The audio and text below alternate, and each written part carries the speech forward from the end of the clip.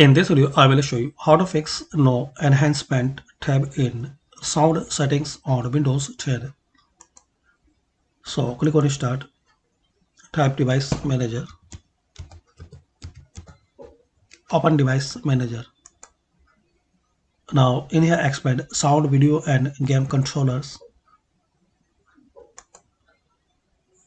and right click your sound audio driver, then update driver.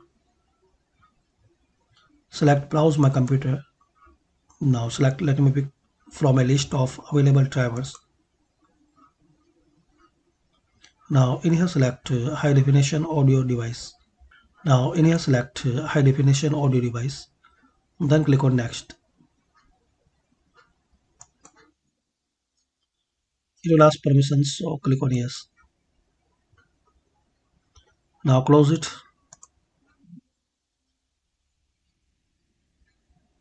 and restart your PC or laptop. So hopefully guys, after restart you will be able to see enhancement tab sound in sound settings. Thanks for watching.